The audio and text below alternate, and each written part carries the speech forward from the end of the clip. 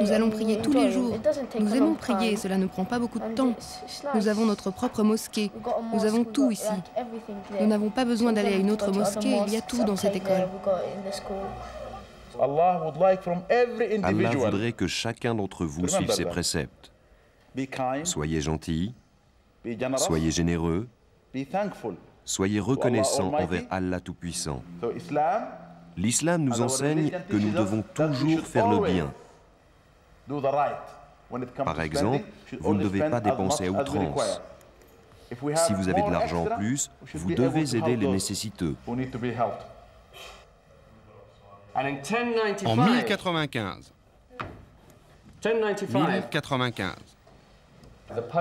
le pape a décidé d'organiser une croisade, d'envoyer une armée pour prendre le contrôle de Jérusalem, pour chasser les musulmans et convertir les peuples au christianisme. C'était une armée qui avait été envoyée pour nettoyer la Terre Sainte, pour la nettoyer des musulmans. En quoi l'enseignement est-il différent dans une école musulmane? La religion fait partie intégrante de la vie. Aussi, la religion est présente dans toutes les matières, l'anglais, les maths, les sciences, l'histoire. Mais nous avons aussi d'autres matières très spécialisées, la lecture du Coran, l'arabe, l'enseignement religieux. 3 matières qui ne sont pas enseignées dans les écoles publiques.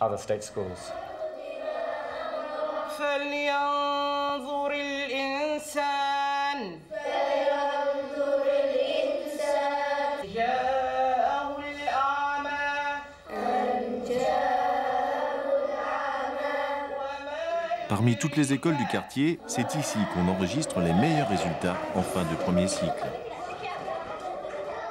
Moura, 15 ans, suit les cours de cette école musulmane depuis la maternelle. Elle trouve tout à fait normale la séparation des garçons et des filles dès l'âge de la puberté. Tu as un petit ami? Non, nous n'avons pas de petits copains. Cela s'explique par notre façon de nous habiller. Il ne faut pas attirer l'attention du sexe opposé, cela rend les choses plus faciles. Si tu n'as pas de petit ami, tu ne te sens pas obligé d'avoir un copain, de sortir avec un garçon. En même temps, c'est une façon de protéger la société tout entière contre certains problèmes, comme celui des filles mères. Tu n'as pas à t'inquiéter de tout cela, tu te concentres sur tes études. Créée en 1983, Islamia est la première école musulmane de Grande-Bretagne. Même si elle suit le cursus national, cette école reste privée et ne bénéficie d'aucun soutien financier du gouvernement. Nous sommes une école britannique pour des enfants britanniques, de parents britanniques qui travaillent, qui paient des impôts, et nous demandons au gouvernement de financer cette école, de la même manière qu'il finance les écoles chrétiennes et les écoles juives. Mais heureusement, nous avons eu de la chance au début. Youssef Islam nous a aidés, il nous a sponsorisés. Sans lui, cela aurait été très difficile. Il a frappé à toutes les portes pour trouver de l'argent.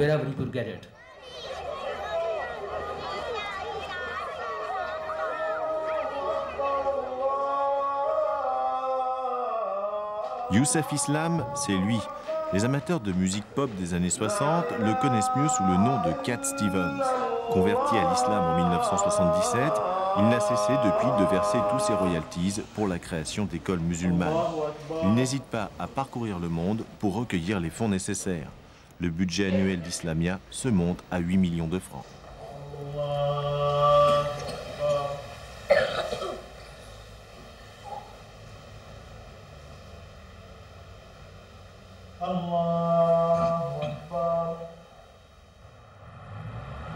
Brondesbury College est une école pour garçons. Elle a été créée en septembre dernier. Objectif de Youssef Islam, ex-Cat Stevens, en faire le fleuron de l'éducation musulmane. Des écoles de ce type, il en existe aujourd'hui en Grande-Bretagne une 50aine.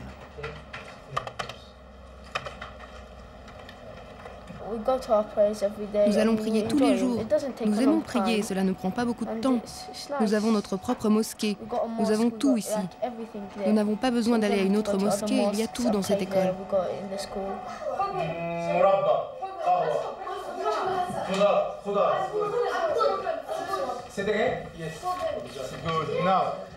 Question numéro 7. Ahmed. Que boit Youssef?